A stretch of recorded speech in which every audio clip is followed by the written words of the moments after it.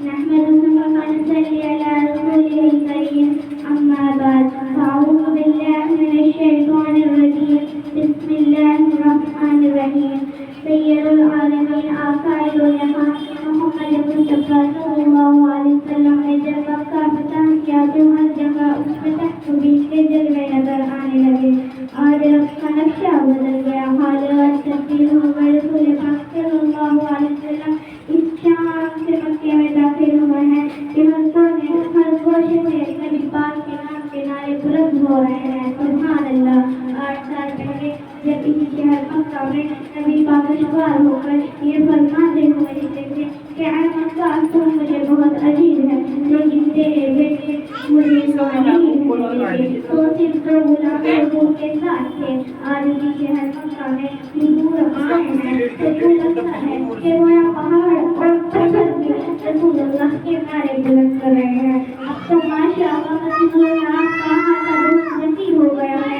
لاکھوں لوگ جمع رکھتے ہیں لیکن 30 رمضان 8 ہجری کو اس وقت جب 10,000 صحابہ آئے تھے سیرت کی روایت میں ہے کہ اتنا بڑا مجمع تھا کہ درختوں پہ بھی لوگ چڑھے ہوئے تھے اور پہاڑوں پہ بھی لوگ ہی لوگ تھے کہاں وہ 2 غلام اور کہاں یہ ہزاروں کا اتحاد جب نبی پاک نے بیت اللہ کا طواف کر دیا خانہ کعبہ کا دروازہ کھول کر اللہ کے گھر کا حضور نے طواف کر دیا تو آپ خانہ کعبہ کے دروازے پر کھڑے ہوئے اور خود کا ارشاد فرمایا یہ بڑا تاریخ منظر ہے ناظرین اکرام آپ کو ایک ایک کر کے وہ تمام منظر یاد آ رہے ہیں وہ مصائب یاد آ رہے ہیں جس کا سامنا اعلان نبوت کے بعد آپ نے اور آپ کے آل و اصحاب نے کیا تھا اب رخ بدل گئی تھی موسم مجاز سب ہو چکا تھا موسم بہار بیت اللہ کے آنگن میں اتر چکا ہے اس یادگار موقع پر دنیا نے عجیب سا منظر دیکھا اس موقع پر ہمارے آدم کو اپنا غلام بلال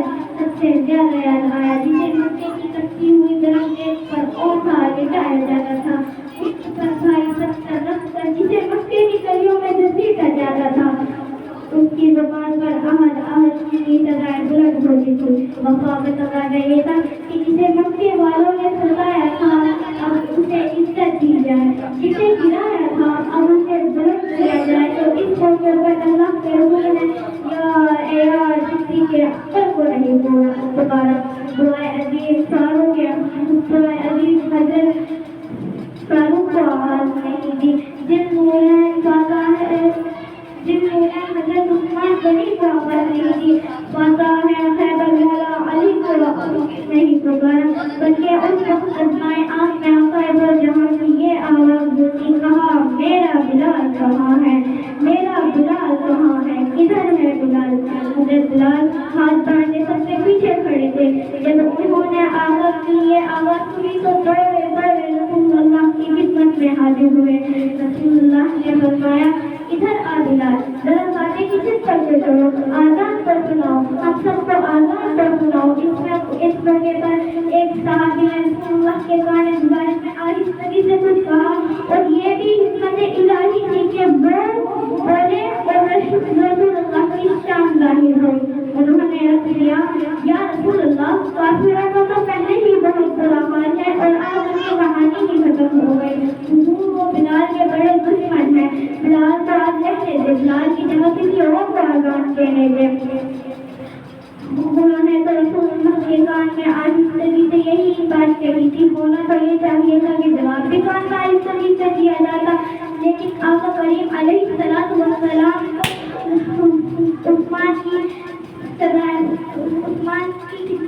عثمان کی یاد آنے لگی عثمان کی خدمت کی روانی شروع کری تو آواز بلند اللہ کے رسول نے صحابی سے فرمایا اگر مکے میں پتھر کھانے ہو تو بلال اور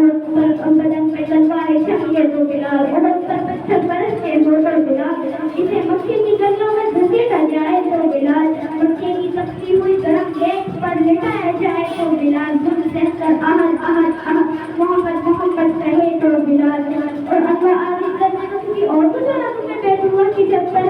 آج سب نیچے کھڑے ہوں گے اور بیت اللہ کی چھت پر عثمان ہوگا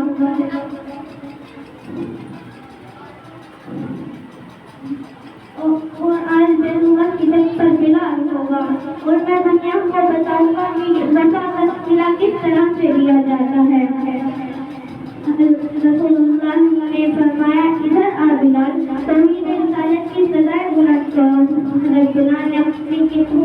سامنے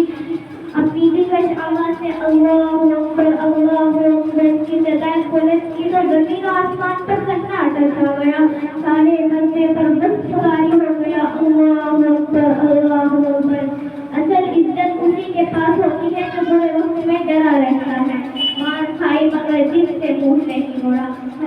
حضرت عمر نے فرمایا بلال میں بھی اسی آقا کا غلام ہوں جس کا تو غلام ہے. آج میں مجھے اپنی مسجد پر بٹھا کر دنیا کو یہ بتانا چاہتا ہوں کہ اصل عزت اسی کے پاس ہوتی ہے جو رسول اللہ کا غلام ہوتا ہے. اللہ اکبر. اور شاعر نے کیا خوب کہا ہے, کس نے ذروں کو اٹھایا اور صحرا کر دیا, کس نے ذروں کو اٹھایا اور صحرا کر دیا, کس نے قطروں کو ملایا اور دریا کر دیا, کس نے قطروں کو ملایا اور دریا کر دیا. کس کی حکمت نے یتیموں کو کیا در یتیم, کس کی حکمت نے یتیموں کو کیا در یتیم اور غلاموں کو زمانے بھر کا مولا کر دیا. السلام علیکم.